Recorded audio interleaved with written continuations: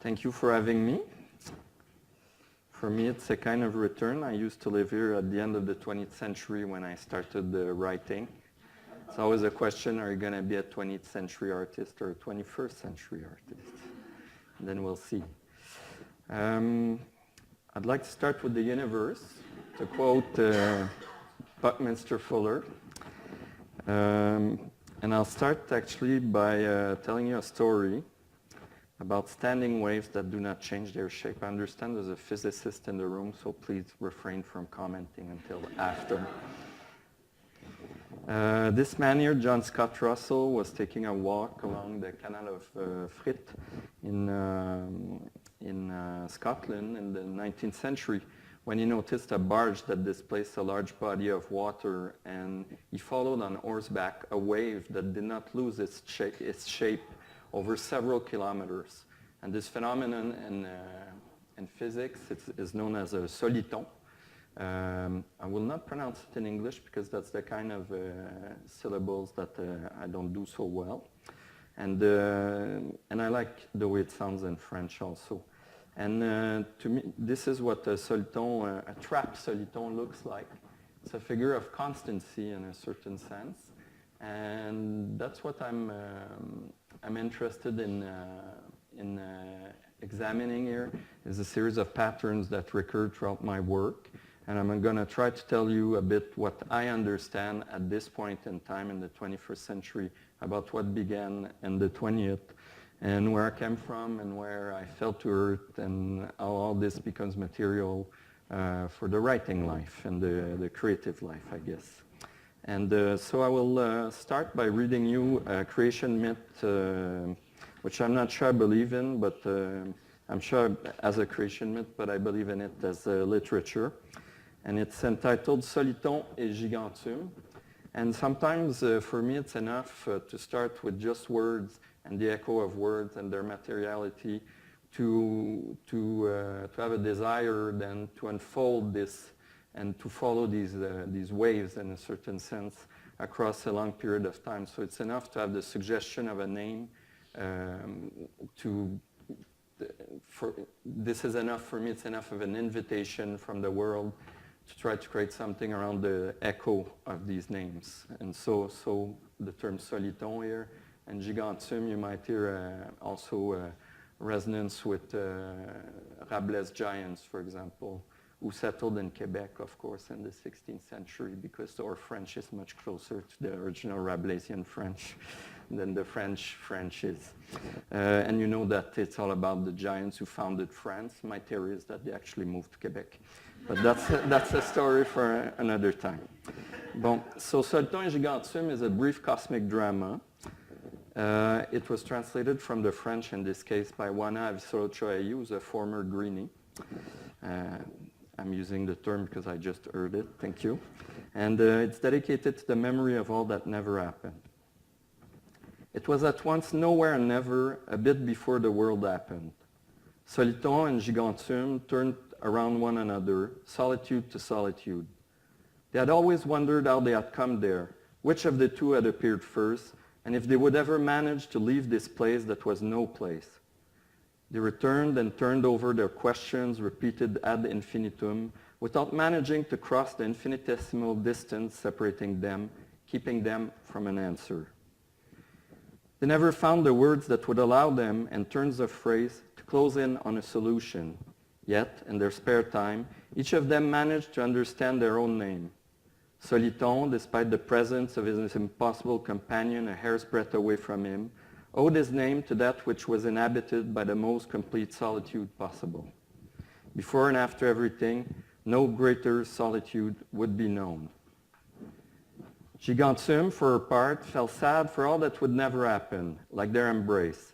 She believed it was her fault that these questions which twisted their entrails existed, and was convinced that without them, her sadness would have no place to be.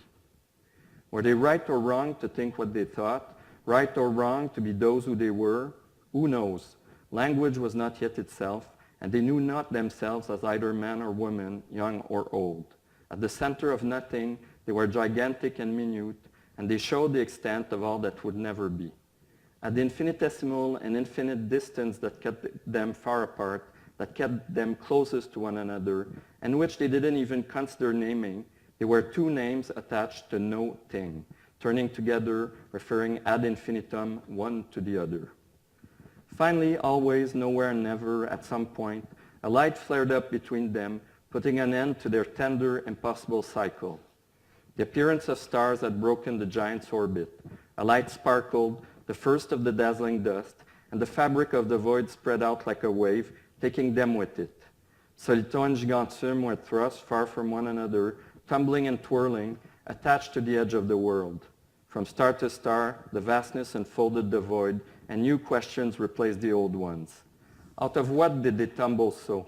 Towards what? And who would be first to discover that their companion was missing? The parenthesis between which the world came into the world opened and opened. Things took their place. Soliton and Gigantium tumbled towards nowhere, attached to their thought of the other. Then others came, returned, and in their turn would come to understand their names. Very cheerful. Okay. And so I thought I would follow on this fall to come back to the West Island where I was born, and a city named for China called Lachine, which some of you might be familiar with, which is the first industrial suburb in this country. And it was named thus because Cavalier de la Salle was the lord of the land there, set out to discover a passage to China. He only discovered the mouth of the Mississippi River, but when he came back, the funny people who lived on his land started using the term China for this part of the world. And so I was born Le Chinese. And my name also is Canty. It's an Irish name. It's a name that's only found in the Channel Islands near Victor Hugo, or there's a Canty's pub in Cork, County Cork, Ireland. I had no knowledge of this until much later, and I learned English from a Polish teacher in the 4th grade, Ms. Poetics, who wore polka dot shirts and very beautiful hats. And so basically this inheritance, I tried to map it in a project a couple of years ago. I was asked to do a talk like this, which at that point I actually wrote. On the train ride, the very slow train ride. Those of you who have tried the Canadian train system know what I'm talking about, which takes about 9 hours and a half to go from Montreal, a dinosaur green train that starts out at the central station and ends up in Rimouski, and which can ride, in Chicoutimi, which can ride for about $50, and there was nobody left but a man with diabetes and me in the end, and I had written this whole book basically by the time I was out of the train, and the taxi ride from Chicoutimi to Jonquière, where I was giving the conference, actually cost as much as the train, but it takes 15 minutes. And this book was called Map Monde, World Map, and in a way, it's I see it as I see Lachine as the place where I fell into the world. Unfortunately, Saul Bellow also grew up there, so he gets the library and he gets everything else in town up to now. He was born near the Woolworths on 9th Avenue, and this is a picture of the 32nd Avenue dock in Lachine, which appears in the book, and which is the shore of what I call the Lake of Self, because in front of this was a widening of the St. Lawrence River that is known as Lac Saint Louis. It's, and to me a lake was always something you found up north in the Laurentians and stuff. My education slowly progressed after that. But this is the entrance also to the canal, which is the canal that leads to Montreal, which was Canada's first waterway. Commercial waterway, and it was built during the canal folly era of the 19th century, and I'm sure that my Irish name, even though I don't know my ancestry very well, must somehow be tied to this trench that draws a line through the history of Canada, really. And I'm setting this simply because it's at once we are recalling that horse ride next to that wave that never changes shape. And this, to me, is one of the entryways into the world and into the imaginary that I would deploy in my work later, which was the point of this essay, where you can see on the cover the West Island of Montreal cut off from the rest of Montreal. That is where so I created a real island out of the West Island, which is just the name of a neighborhood in Montreal. And I wanted the book to be structured very much like a sort of archipel of stories. So you can see just the table of contents there on the right is composed of 14 texts that kind of create an interference pattern between one another with the metaphors answering each other, which is exactly what I'm attempting to do here. And as I grew up, literature was not yet problematized. Later on, I would go on to do academic studies and all that. And one of my goals would be to go back to what started me in reading and writing. And just this wonder of being able to decode these signs and create stories as bad as they can be, or as Snoopy is wonderful, but he's a pretty bad writer.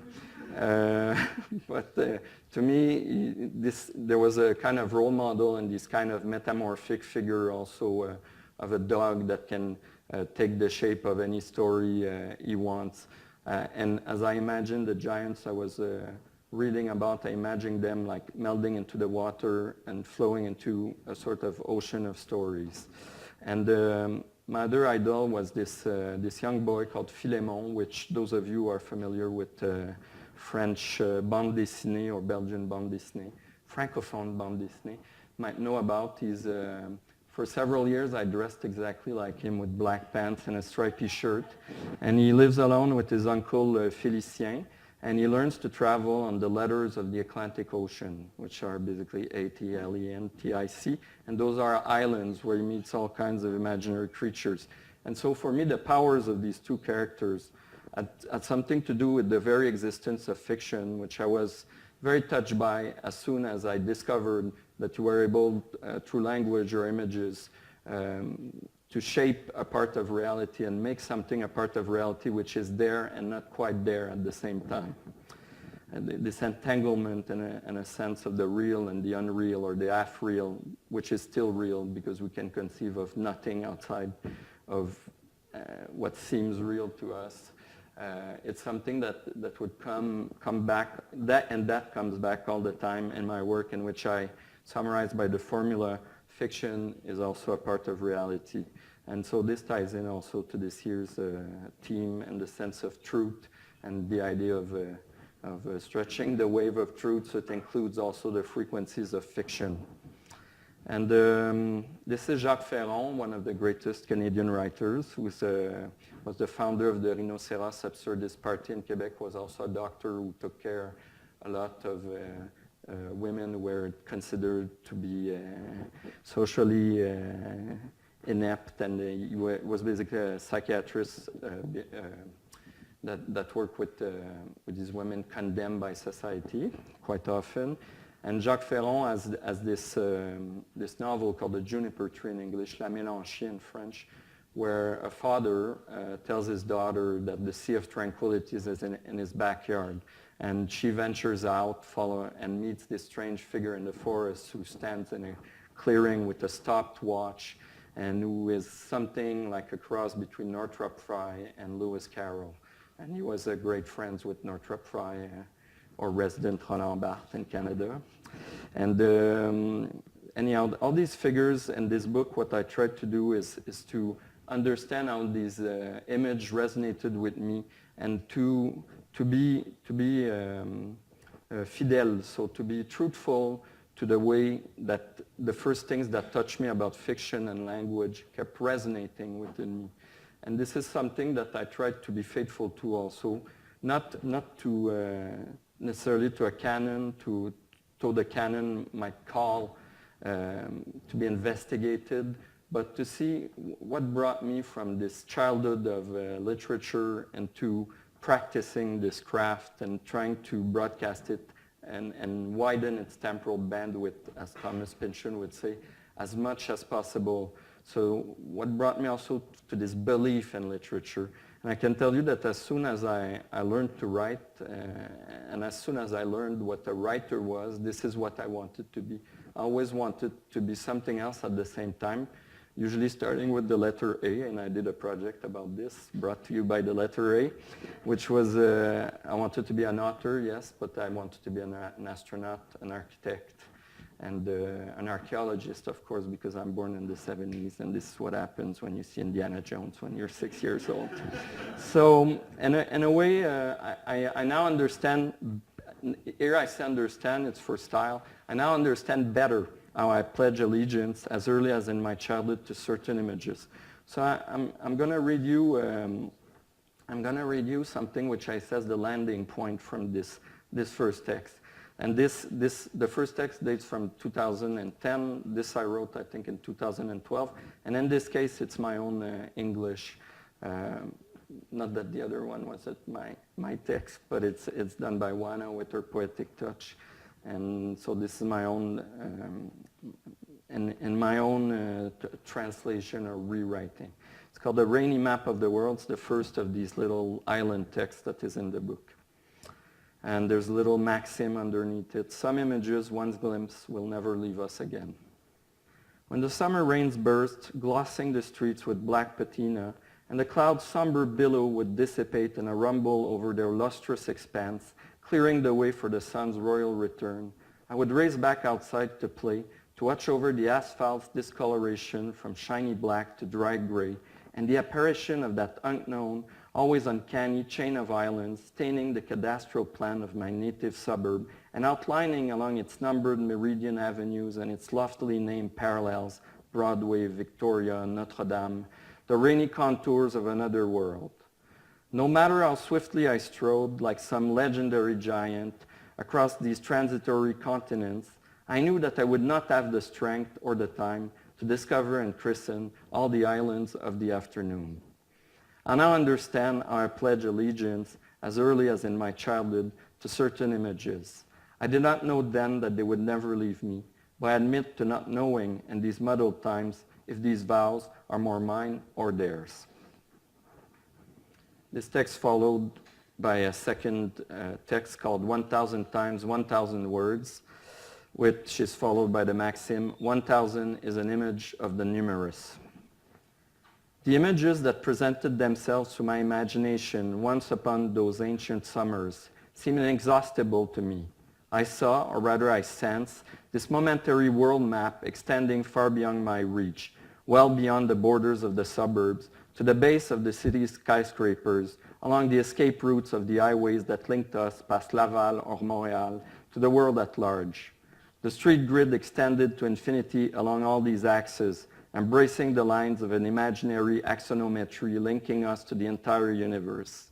I saw our family house suspended from these fragile strands, floating in the middle of it all, and secretly hoped that I would acquire, in some potential future, the means that would allow me to verify the existence of these uncertain other worlds, which hinted at the tenuous thoughts of the heavens reflected in our terrestrial reigns. And while I did not dare mention this to anyone, I thought that these worlds must exist somewhere, since their undecipherable transmission had touched Earth. Only an imprecise image, an unfocused feeling, would remain of the intricacies of these maps and of the summer's games, which these words are now attempting to revive. In order to communicate this feeling, I must rely on terrestrial wisdom. If one gives credence to the saying, incidentally made only of words, an image is worth 1,000 words, the word 1,000 is, of course, only an image of the numerous. I will risk a tautology and say that words, we too often forget, harbor within themselves their own likenesses and multiply images by the thousands. Did you know that Montreal's Chinese fortune cookies are all baked and written in the borough of Ville-Saint-Laurent? Fate is a local industry.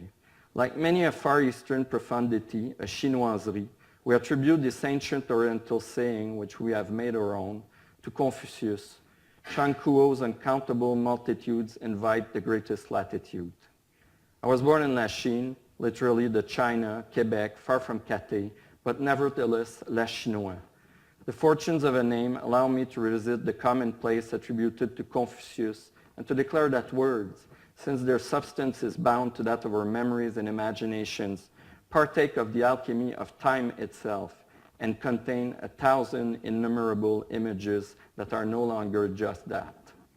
Images are as numerous and diverse as raindrops, and if our games, whatever name we may give them, and our words, whatever use we make of them, cannot exhaust the realities they suggest, they lead us back to the origins of what we see and what we say.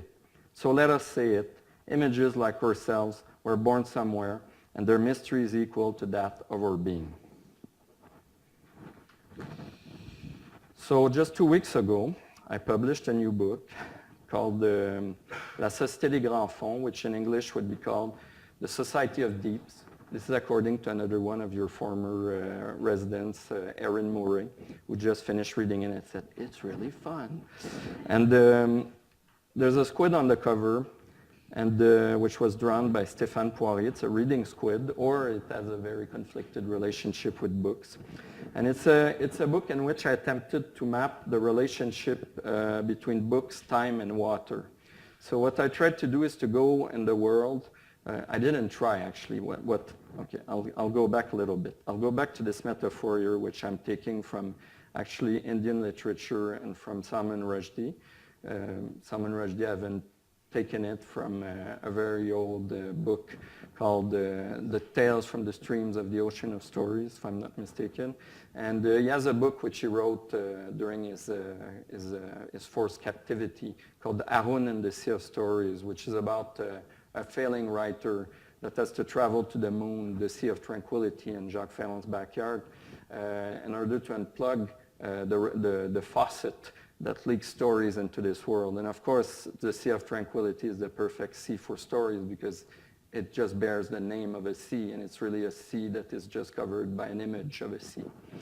So the information designer, Edward Tufte, who has written 4 wonderful books, the 3 first ones are wonderful, about information design, illustrated the streams of the ocean of story. This little diagram at the bottom talks about the thickness of language. You have the plane of events moving like a sort of window through these streams of stories. Every story corresponds to a color. It's of course a complete simplification. And he tells you that nouns basically correspond to things, which they do. Adjectives correspond to qualities, and verbs correspond to actions, and link everything to time and to the subject. And I like these kind of structural takes on things that start out as metaphorical images, and then somehow we try to make sense of them by creating diagrams. We try to make these structures appear. We simplify them, but the inspiration that might be provided by these kinds of structures also creates a sort of feedback loop which feeds back on the metaphors themselves. And this is something that I very much see as a part of writing. I would call it invisible writing, which are not just the rules of grammar, syntax, the rhetoric, and figures of speech, and etc., but actual like visual structures, half-informational structures like mathematicians or geometers will use, but that allow us kind of in a Oulipian approach, if you will, to add something to the will of objects themselves. And this is another topic that we will come back to. And so this other metaphor, oh yes, another detail that I forgot to mention, which I find quite beautiful, is that Mr. Russell, when he discovered that wave moving through the canal, called it the great wave of translation. And so this idea of translation is the idea of a motion, of course, across a vector, but also the idea of transformation, of something that remains the same, yet transforms itself. So La Société des Grands Fonds, to me, is very much the sequel to MapMonde, World Lines, Society of the Deeps. I was allowed in this case, when it's my more commercial books, meaning books that are published through normal channels and not art galleries or residencies, art context, limited print runs. They allowed me to control the cover and to have something to say about the book design, because this is one of the things that I do as well. And the illustrator, I work with him for almost 12 years now. So there were weeks of discussion around this. And we also decided to create a map to help with navigating the book. And so this book, basically, I was asked a couple of years ago to write for this, which is the slowest newspaper in the world. It was published by Loi de Cravant. It was published completely irregularly. They would call you about a month before it was due to print and tell you, we need your next installment. And we all did this for free. And it was done as willingly as something slow and not a journal, and like kind of, it was printed by hippies up in the Laurentian. And anyhow, this, it published 13 issues between 2008 and 2013. And then Benoit, the publisher, had his first child, and that the first child replaced this project. So it was called the bathyscaphe, and le bathyscaphe is it's a French invention. It's it's to go inside the deeps and observe like the Mariana Trench, for example, and its inventor was actually, whose name is Jacques. He was actually, and whose family name I forget at the moment. I just remember that there's 2 consonants where there's normally 1. But he was actually a consultant for the NASA when they started the Apollo missions, because he created this device in the 1940s, and it paved the way for a lot of research on deep sea submersible embarkations and all that. So this was the title of this very slow newspaper, and I said, so what should I do within this context? And to me it's important to keep literature performative. And so I said, okay, it's called the bathyscaphe, so I'll do something about books and water, which seems to be 2 things that don't go together except when the water is just in the book. And this, years later, gives rise to this rewriting of all these chronicles, and they're putting them together in book. And these long cycles of times, these long waves that travel across time, I'm often surprised myself by what I publish from one year to the next, because I don't answer to a plan. I'm more on I know like there are some books that I want to write, but I always wait for the time which I feel is right to publish them, because there's not really, it's not like a new Bruce Springsteen album, let's just say. And so the Society of the Deeps, in May, I decided that I would make a book out of it, and I spent the summer like constructing it, and now it has just come out, and constructing it from going back in time to that place where this particular movement started. And I want to get back to this map, at the center of which I placed the West Island, which you saw on the cover of the other book. And you see a world line here, which is bust 90, and one of the texts is about this recurrent dream I had of Jorge Luis Borges drawing spirals in the filled-up pool at my street corner. And in the dream, I was taking the bus in the opposite direction as usual. And so this map, basically, if you read the book, it becomes a kind of mirror, of a metaphorical mirror of the content of the book. I'm sure you can recognize, for example, to the left, it's called Terre des Braves, and La Salle, you know, this anecdote which I told you about the mouth of the Mississippi. This is just the United States turned on its side. So I'm like kind of reworking the world map so it fits with the book. And at the center, of course, is Lachine. The antipodes are Argentina. You've got Galicia and the Verdun Hospital, where my father passed away in 2012. Galicia is a reference to Bruno Schulz, to the Street of Crocodile, like the cinnamon stores, it should be called, his masterpiece. Anyhow, all of this is coded. You have Prospero's Island here, and it's full of jokes and modes of transportation between these different locales and literary life. So this is one of these maps of the afternoon which fell at my feet when I was 6 to 10 years old, and now I print them on high-quality paper and sell them as limited print runs. And okay, so, and also, in a lot of my books, there is a wave of translation going through them, because before I made this into a book, I made a website, because I thought it would be a good idea, since it concerned the deep, to have a very long vertical scrolling page, which would, you can see here, the colors are not very good, but here we're near the surface, because you would start with the last episode, and then you would scroll down, and all this the blue on the side would get darker and darker as if you were going like deeper and deeper. I really like these simple, almost stupid metaphors.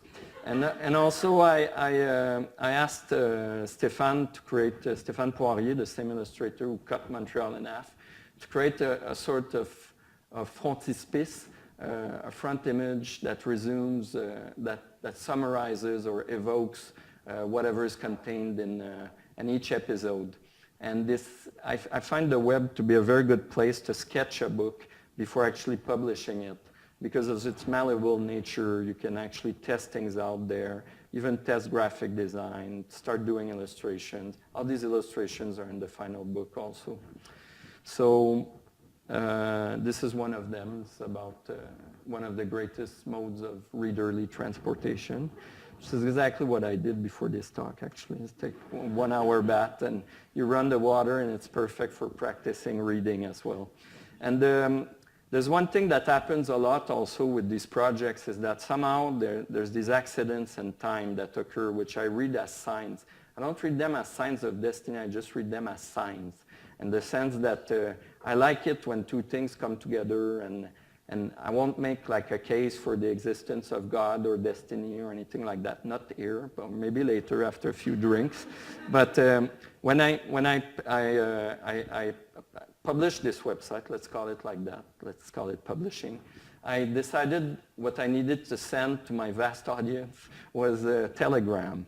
And the day I sent this telegram was the day that the last telegram on Earth was sent in India. And I had no idea. I read this in the Atlantic after. And in India, they had sent these two guys that had been doing this for years. And I think it was from a grandson to a grandmother. And they read the last telegram in the world. And so my choice of this entanglement of metaphor, I can only rejoice in it. And I think it's a way of looking at the world which is a little bit joyful. And whatever it means, it meant something that it happened at the same time. And I want to go back a bit to Vancouver, actually travel back in time to the end of the 20th century, when I moved to Vancouver to study publishing. And I owe part of my artistic career to a Thomas Pynchon quote from Gravity's Rainbow, where one of his characters talks about widening your temporal bandwidth, that is, widening the scale of the present by sort of trying to fit all of time and fit the past and the future as all things that travel through the open parenthesis of the present. I know we have here some theology scholars, and it's an Augustinian perspective in a certain sense. This idea of, I see it as three ellipsis points within a parenthesis that keeps opening, kind of like when you throw a rock in water and these concentric circles appear.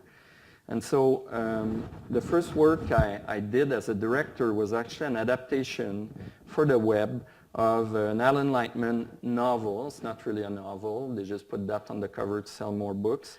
It's a series of stories about Einstein's speculations about the form of time. It's a book also that had sold 26 million copies and almost nothing in French.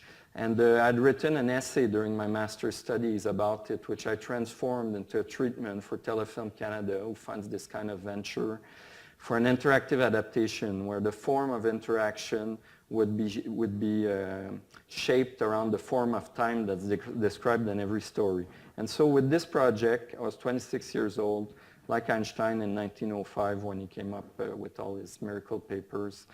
And I adapted Alan Lightman's book into a sort of time machine that was, you have to understand, this is the beginning of the web. Nobody knows exactly how to monetize it yet. So it hasn't become so much the distribution medium that it is now. It is very much a form, kind of like the early cinema, and we can try things, and people still give us money from the state to do it. And to give you an example here and this is about the thickness of literature, how literature intersects with other media. I'm already worried about time and this project about time. So the first episode was Time is a Circle, and you would be sitting at your web terminal and somewhere at work, and you would hide from your boss. And we would send you a little missive, so a little email message containing today on 14 April 1905, 1999, time is a circle. You would click a link, come to this theater of time, and then you would be put into this sort of triptych, which is in between, for me, I conceive of it as something in between a game and a poem. You would just come, you would have little like theme music by Scott Morgan, who still lives in Vancouver and composes electronic music and other. And you would come to this, and you would have no instructions at all. You would just go over with your cursor and explore, or your keyboard, or whatever other means of input, and things would be happening. These vectors at the back were moving. So this is all the logical, mathematical kind of imagination of an Einstein mindscape, and these false coordinate systems, which really don't mean anything. But so you would have all these kind of cues, but you would be left to your own devices. And this rose was just there, like kind of moving a little bit. We tortured a rose for this. We filmed it in stop motion over several days. And basically, as soon as you would click and try to trigger something else, the rose would start looping and dying and further like increments of speed. So all you could do is create tighter and tighter circles within circles. And you would choose when you stop. And when you stop, you would come to what I call the moral, which is basically that I took Lightman's stories, which are narrative. I cut everything that was narrative out of them and just kept what is philosophical or metaphysical. And this, so you would have time as a circle, this experience with this tableau, and then come out and read the text saying, time is a circle bending back on itself.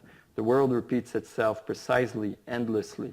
Every handshake, every kiss, every birth, every word will be repeated precisely. So too every moment that two friends stop becoming friends, every time that a family is broken, every vicious remark, every opportunity denied, every promise not kept. And just as all things will be repeated in the future, all things now happening happened a million times before. This is also very cheerful. And then there were 30 episodes of this over the same period of 3 months that Einstein developed his 5 like seminal papers. And at the end of it, you would have gone through this sort of experience, crossing through these poetic tableaus. And I never got to do this kind of thing again. I think Telefilm were confused when they funded it. And I got told that I managed to do an art project with state money that's destined for the film industry. And I actually defended the case of the auteur in new media for years after that, and you'll see how it comes back later if we get there. This is my granddad, and this is his watch. And at the end, what happened is that to actually market this project, it was a CD-ROM, expensive coaster, and it would have been marketed inside a book which would have stood on the shelves of the powerful corporations disseminating books, right next to that bestseller by Alan Lightman. But the company went under before it was actually published. But what I learned there is that I want to turn everything into a book. And so in 1998, I also started writing what would become my first novel in 2011. It was a Polish fantasy, because I work with a Polish graphic designer. And it was born of the conjunction of a web terminal and an encyclopedia. I had an office at this studio on Western Avenue called DNA Media.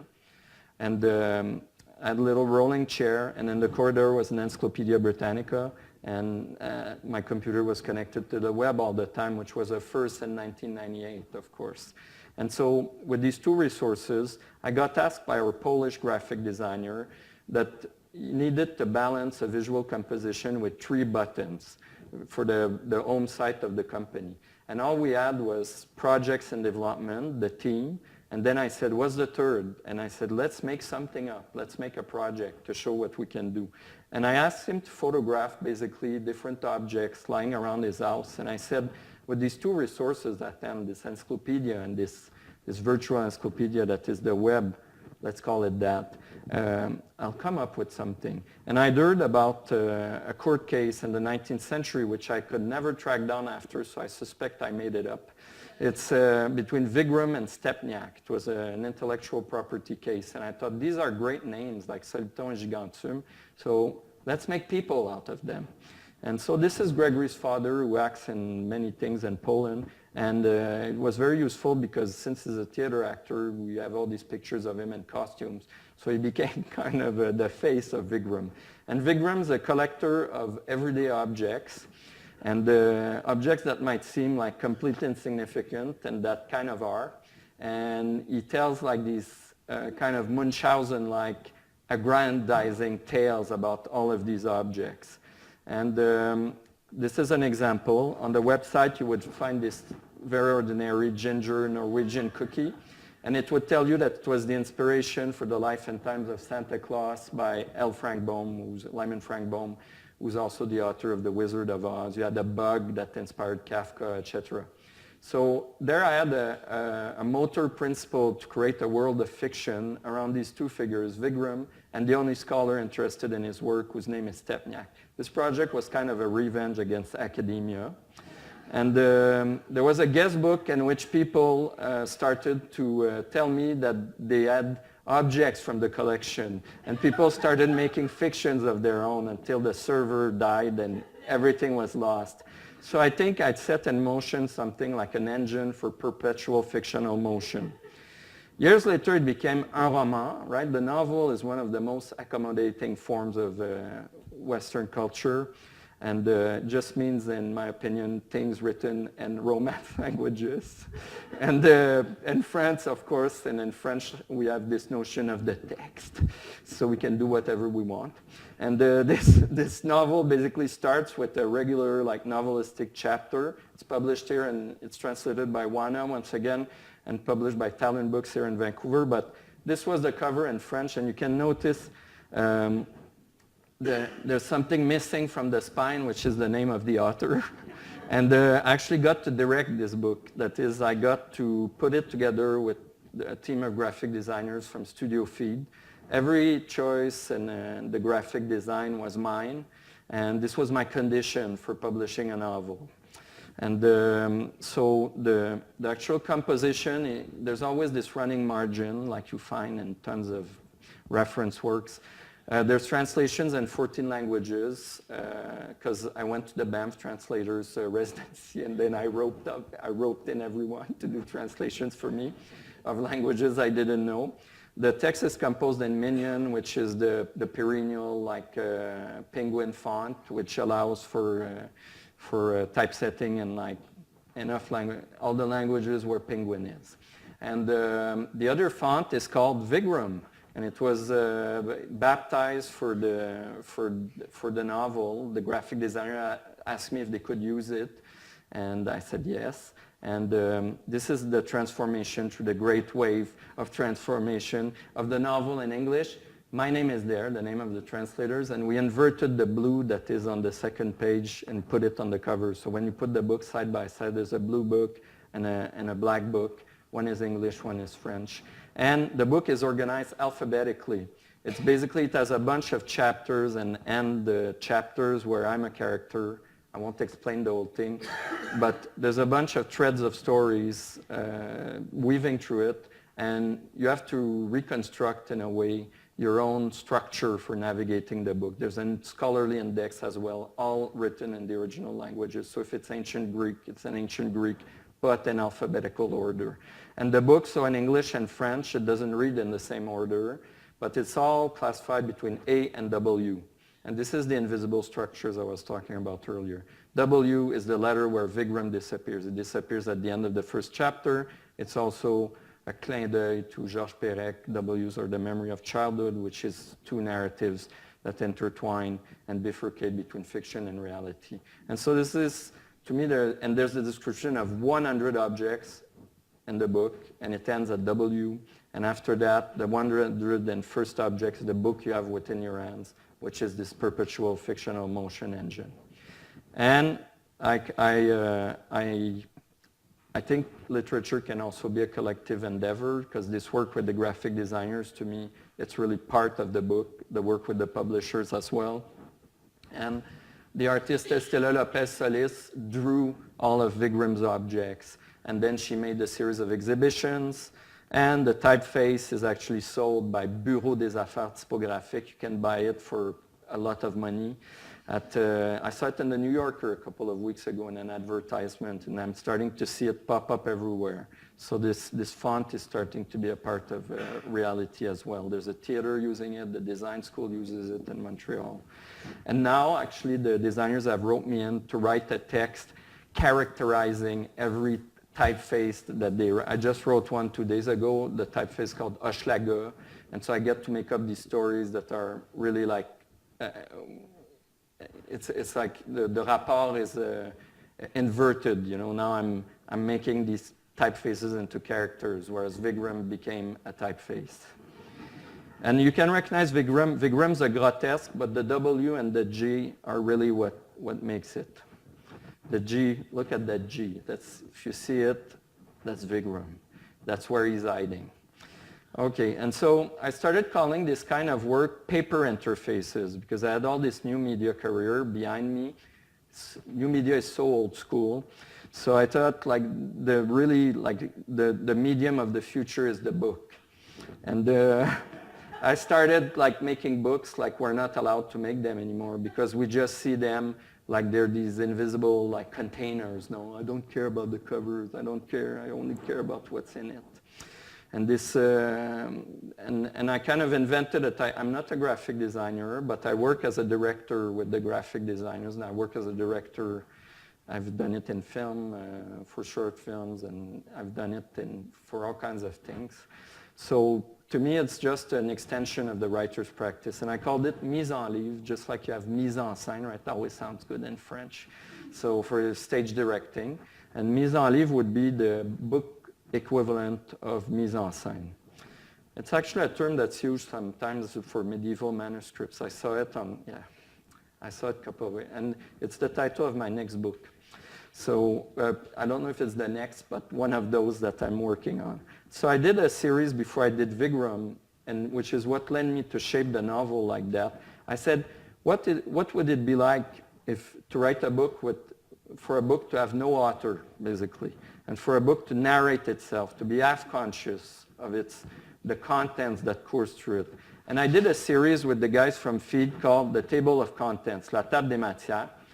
The topics are as common as they go. The first book is about the city. It's called Cité Selon. It takes its name from a poetry magazine. I did a sort of samizdat publishing for several years, only distributed in independent bookstores, self-printed, given for free, and that got like a lot of critical reception and led to the creation of some publishing, a very good publishing house in Quebec after. So, and I didn't want this project to end, so I called it Cité Selon. The magazine was called C'est Selon. So the city, right, the idea of the cité. So I said, we'll make a book that's like a passport to any city, imaginary or real. And I invited a series of authors to write on the topic of the city, and then we interpreted all their texts visually, which is kind of a methodology that's close to that of Einstein with the idea of time. The second volume, so the first volume is really much about living somewhere, because it's about the city, and I'm a city boy. And then or suburb boy. And the second, not anymore, but the second volume is called The Table of Contents Presents the Table of Contents. But one has a capital T and the other one has a lowercase t. And it's a book about food, so it's a book that contains a digestive process. I won't explain further because it would take too long, but I'll explain about the third book, which is about sleep. So you've got Maslow's like pyramid in there in a way. And the fourth book was supposed to be about work. And I'd conceive of the books so that each of them would be half the size of the others. So in the end, we could put them in a kind of box. But there was a printing error with the first one, and this was ruined. But you can see this motion of the book growing bigger and bigger across topics. And by the way, the printers didn't want to print the cover of the livre de chevet. That means the bedside book, basically. And they didn't want to print it because this kind of purple takes too long to dry, and they had other horses to flog, as they say. And they thought there was nothing on the cover, but there's this little, like, it's called, it's not foil, but it's a hot stamping process. And so there's these little circles that glow and they're reflective.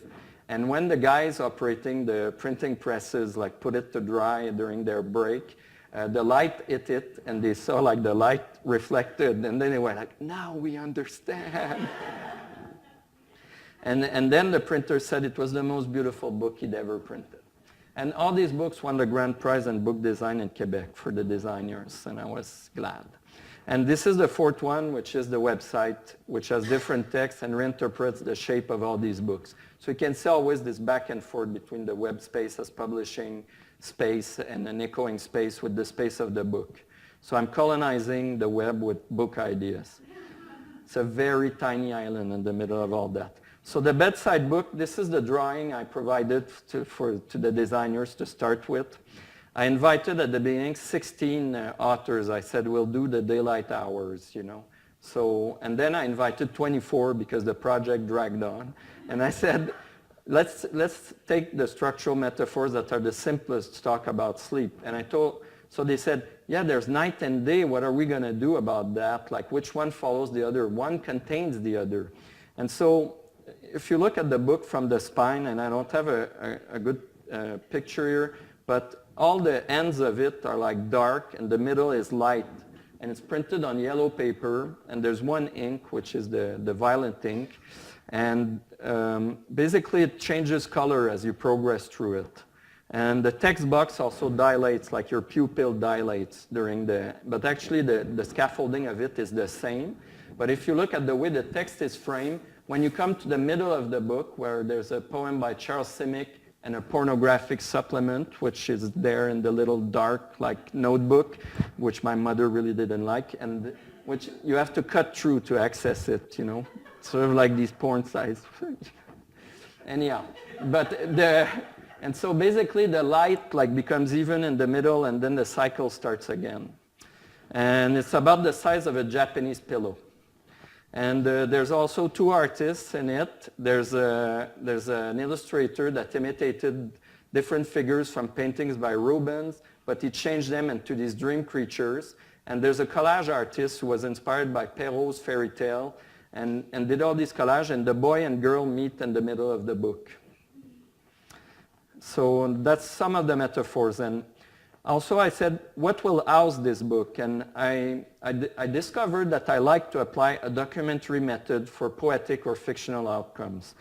And today, the taxi leading me here drove by the former site of this hotel, which you might be familiar with, which is the Del Mar Hotel, which was owned by a proprietor of Marxist tendencies, who had actually like given the first floor for exhibitions from students from art schools, and who also housed some of the poor people in downtown Vancouver in very cheap rooms. And you could stay there when he fancied it, when he felt like it. And I walked in there one day with a videographer and just asked him if I could speak to him.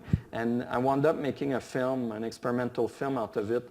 But I also came out with very much the spirit of his own life story, because for some reason he started telling me everything about himself, where he was born, and all these weird stories that I wasn't sure I was believing in. And then I remade these stories into another story called Hotel by the Sea, in English, Hôtel de la Mer. This was the Del Mar Hotel. And on the side of the building, if you investigated it, looked at it closely, there's kind of a flotation line also, like the building has risen out of water. You can't see it here on the photograph. But I was really sad today to hear that it had disappeared, but it lives on in this story. And this is some of the photograph I was doing while he was talking, and all these appear in the book. And so the sleep of the 24 authors is housed within this hotel, this mythical hotel that comes back 4 times. There's a whole thing about cryptography in there, and Second World War movies and spies, and there's somebody coming to the building to run away with the housemaid. So, but this book is leading to the idea of incarnating books in space and time. So I needed money to finish the book. I didn't make any, but we made a really nice event. And there's this event called Nuit Blanche, where all the museums stay open all night in Montreal. It exists in Paris and other cities. And I said, we have a book. It's not yet out. They asked me to do an event at the Canadian Centre for Architecture at the bookstore. And I said, let's make some premonitory readings. So meaning readings from a book that's not yet published. And we made a schedule with 16 of the 24 authors. We knew we had 4 hours, that the bar was also in the bookstore, which would create an audience. And we made bookmarks. We made a set of 3 bookmarks for each of the texts. Those were the texts that were already in existence that I was editing. And with the beginning, so the incipit, the expit, and the middle of each text. And we printed about 3,000 of these bookmarks and stamped them all by hand with a quarter, 25-cent cost on them. And then we spread them around the bookstore, and we asked if we could shut down the lights for the event and just light the place where the authors would be reading. Each of them was assigned a 5-minute slot. Every 15 minutes, like a clock, another author would come, do his thing, and leave. And people could take all the bookmarks and pay us quarters in a big pot. And this was supposedly going to help fund the book, but it cost about as much as I made, but we had fun. And I also made a film with just a blackboard and hands, like drawing different clock shapes and stuff. And this film lasts 34 minutes. And so this is not a very good photograph because there's like you can see the film projected here. You can see like sticking out of the books, all the bookmarks that people would take away, like the bookstore had sprouted this fettery, these fettered like premonitions of this book. So this is a way of bringing a book into space. And this for the future, I'm working on a collection of imaginary geographies, which is all based on a painting swatch. For years, I've been writing these documentary protocol fictions where I go to a city I don't know, I walk for like hours and days, and then I remake it into fiction. And it's always linked to some personal things, so it's or to some literary thematics or other that come from that city. And so I want to call this book, this is an artist I collaborated with, Douglas Coles. I saw this on his workshop wall, and I said, this is the title of my next book, Blue Meridian. It's a book for coming into the half of life, into your mid-40s, and looking back on this sort of distance traveled and projecting towards the future. And blue is my favorite color. And what I found very funny here is that this painting swatch is actually called Blue, but Méridien. So it's half French and half English at the same time. And this is the painting store that decided.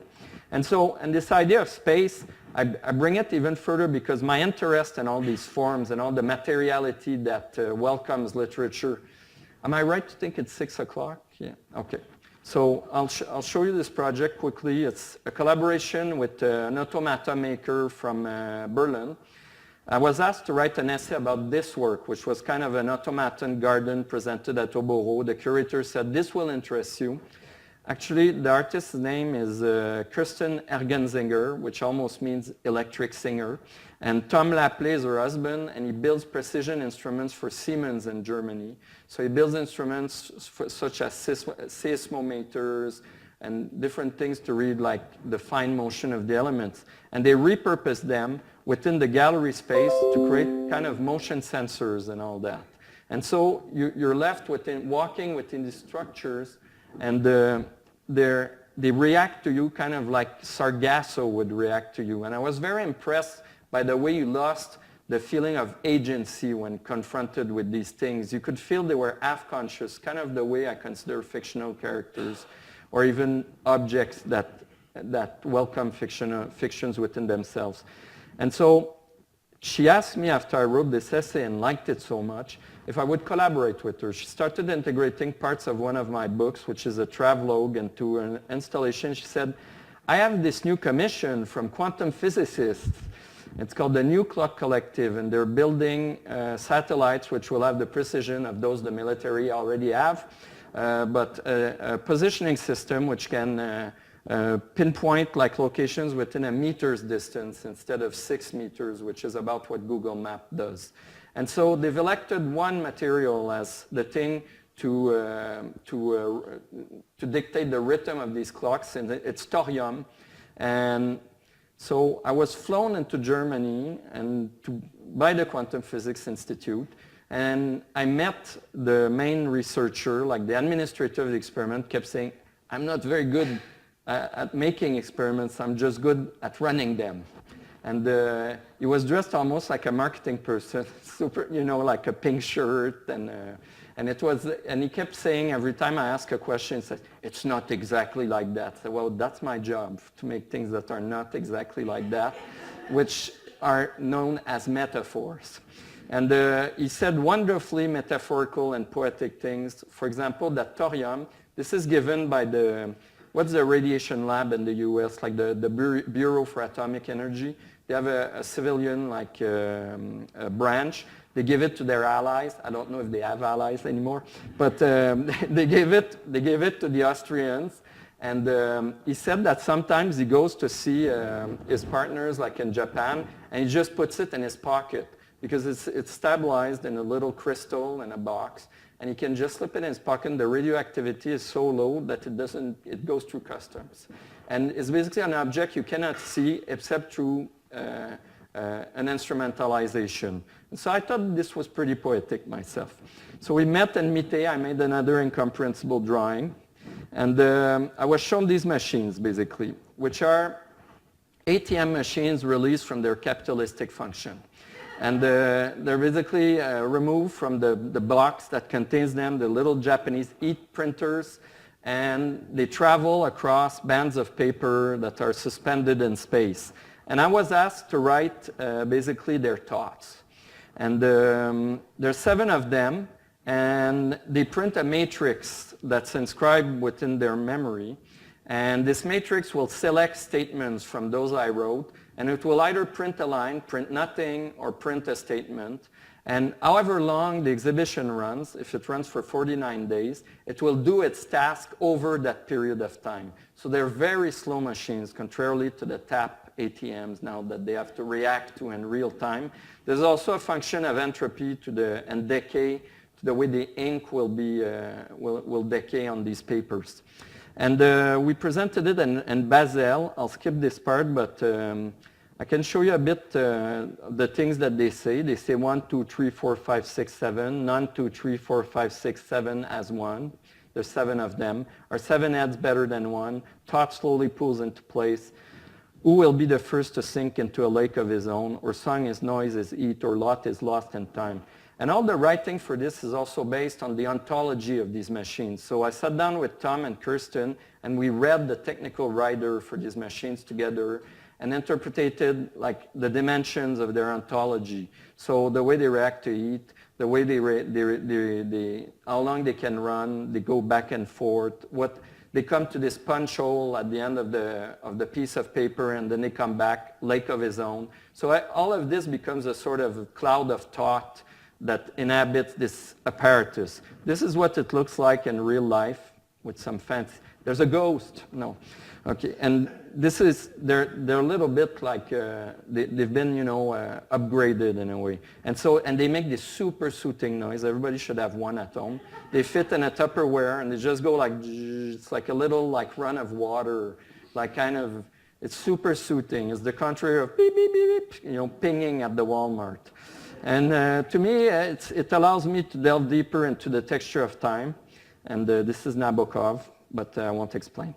Okay, and we because I'm running out of time and I want to be able, and then we reactivated them in Shanghai, and I wanted the same thing to happen to them that happens to the books. That is, for them to be half conscious of what surrounds them. So every time I write a narrative, in this case, it's based a bit on the last part of Ada by Nabokov, where one of the characters writes a treatise on the sensual texture of time.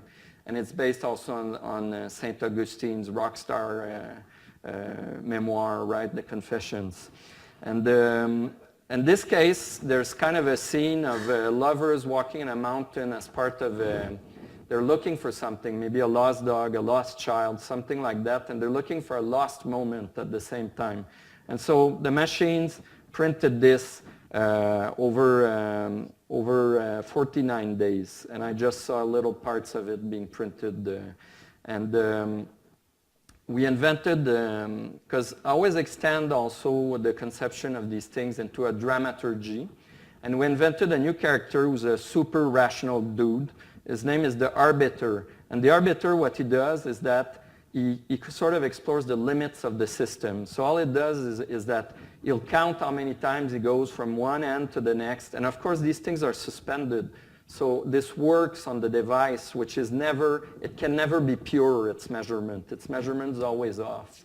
So he kind of knows about the uncertainty of measurement. And the arbiter sits at the bottom of the apparatus. You can see him on the wall there on the left. He's all alone telling the other guys, like, stop with all this poetry. So, and I have a lot of good feelings for this machine. And every time, and this is what it does in the end, and we want to create an archive also of these rolls that will be able to be consulted after, which will be the literature of these little guys. And I will finish with, I will skip over like my intro to this, but I believe that Montreal is a city of lived science fiction because it hosted the World's Fair, because it hosted like some of the first developments in synthetic images. The dinosaurs from Jurassic Park came from there. All the fire you see in Hollywood was first made in Montreal.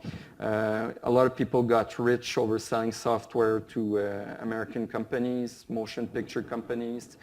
And there's also the presence of Buckminster Fuller and the simple fact that my parents started like dating each other seriously at Expo 67, and I learned that the Canadian government hired a supercomputer to calculate the possibility of Expo in Toronto or Montreal and kept saying, no, we cannot do this, it's economically unfeasible. And so if the computer, like a bad guy in a 1970s B movie, had been listened to, I would have never been born. And I wrote a fiction about this. And these are excerpts from Battlestar Galactica because they used to shoot all these science fiction films in Montreal. And I always had a very strong feeling when I went to the ruins of Expo 67, and the project kind of stemmed out of there. But I've been doing this series of things, of interventions and art contexts, where I always put out a book that's about lived science fiction in Montreal, and I do these exhibitions as well. You could spy on the exhibit through a hole in the wall of the exhibition gallery through a model of the buckyball, which made everything seem unreal because there was a one-way mirror and this kind of holographic light seemed to float over all the proceedings. And anyhow, I used to dream extraterrestrials were waiting for me in this tree, which is exactly the same as in Freud's Man with the Wolf. I don't have the same problems, though. And I'm going to end. This is about the most seen flying saucer in Montreal. It's called the opalescent summer. It's based on Peter Gallison's metaphor of critical opalescence. Just dropping that to show you. Okay, and I'm going to finish by going back to the Lachine Canal. And another wanderer. This guy is Douglas Coles, good friend of mine, got a commission to do a series of projects. There was one in Vancouver also about the canals in Canada, basically. And he invited me because he knows I come from the other end of the canal. And what he does is public maintenance work. So his performances basically goes across vast distances walking with a garbage bag. He picks up stuff and he replaces it with beeswax moldings that are eco-sensible. And so he'll pick up like old water bottles and replace them with this beeswax. Smells good too, it looks nice. And so he asked 5 other artists to do things around the canal, and I decided to make a fiction of the future of the Lachine Canal. Because right now all they're doing is building condos. Are we surprised? This is, and they're blocking kind of both sides. But in the 19th century in Montreal, there was an inspecteur des chemins, which was the inspector of roads, and he was in charge of all the bridges in the canal. So in the future, I made her into a lady whose name is Mademoiselle Manivelle, which sounds good because of the alliteration in French, but in English would be Miss Crank, which would not be so good. I invited also an illustrator, and I created this creature which kind of summarizes the fall of the giants in the canal, called the gloop. And the gloop wants a body. It does not have a body, sort of like a fiction, and it wants to grow into a body. And it comes back to all the junk that's thrown in the canal. So it will grow a body out of all the industrial waste that through time was drained in the canal. So you got sugar, you got beer, good part. You got all kinds of ammonia, all kinds of things like that. And also you got all the antidepressants, the erectile drugs, all the stuff and the human liquids that go into the canal and that shape the body of this neurotic creature. And it is the responsibility of the inspector of pathways to ungloop the gloop. And she's just watching a movie on a Sunday, and she has to walk along the canal and follow the evolution of the gloop. And the gloop starts off at this little rock of anguish near my home in Lachine. Near that space in the photograph I showed you, it looks like very bucolic and stuff, but really there was a big drain pipe with all the sludge from the suburb was being emptied there. And then it grows into this second part called l'antibraque. And there's all treatise in the book of a scientific description of the genetic stages of this creature. The third one is le ludion. The fourth one is le radion. And then it's unglooped, and it's called le dégloupé, the unglooped. And then it's archived, and it will come back through time as a kind of transtemporal picture of the temporal bandwidth of the canal. And I will end by reading its monologue just before it gets unglooped, which is a mix of English, French, Mohawk, and Polish, which are the languages that were spoken along the canal to do proper business and make a coin with your neighbors. Okay. Celui qui m'a vu naître will not forget. L'oubli est trop petit pour nous tous. On tides of tide, je prends son temps le long de la voie navigable. Je comble le bottom du lac de lui. François, Polska, Moek et nous vivons dans la zone des feuillus tolérants, au sud des bois mêlés nappés par la vapeur d'eau du golfe du Mexique. Plus loin, il y a la toundra, la rarifleur, l'uniglume, la latifole, la gloménate, la florule adventive, les nunataques, les intouchés, comme des monstres comme moi arrêtés dans leur course. Far off, il y a peu de choses partout qui poussent au loin. Ici-bas, il y a de la flour, des clous, du lumber et du bois, du fer et du sucre, la souette des hommes et le fer des outils, de l'électricité, du sucre, de la farine, des briques et du temps. Et viens ici que je te montre monstre. Nobody can be the last of anything if he has not first been the first. Oh, come, ma chère, ma Catalogne, give me your hand, and we will swim de Rimarine to the very bottom of things. Come in this wonder walk. À la fin, je remettrai ma tête là où elle est. Are to spin back the tale of my beginning without fin and my fins without end. Canal calls like river runs past 5 locks to make me one, 5 gulps to weigh me up, upstairs, upstream, par les marches qui coulent et montent à l'envers, the downwinding stairs, the endless stepping through and coming up for air. Le fleuve est soutenu, borne by its saleté, burdened fuss-loss. I'll gulp and glebe and gloop, make myself oozeful. Je flotte au fond du fleuve, lilled by filth, silt burdened, footless. I gloop et gulp and gloop and glebe and make myself oozeful. Mouth open and the act, the might as well. Whoever I might be, I am, and gulp and gloom, I'm gone, and come d'aval, j'amonte. I swim flask-fisted with the fish denied la troute. It shifts out of focus and sinks into place. By the time we are done, whatever is left to remember will be whatever is left of you, for time is water, time is light like water. Money, a penny for you, and a penny for me, and a penny for her thoughts. Time is memory is like water, and its noise over and over. The noise cover won't have me freed. The metal coil, je suis le fil, je suis de fer. Qu'on casse la côte, my skin is smoke, is broken black. I gulp, I climb, I glue, and get by and by and by. Once drowned, yet never won, never noyé, never none. I gleam and ream and reap and come le deep. I streak, wait for none to come, and get me by the glue, the fric flow fee femme, le fi faux femme, le feed, le fric flow foam, le fric flat fold, corky connaught.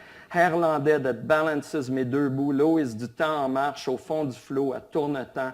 Long times I wish I was made of wax, walking as lots its footing, weather its friendly voice.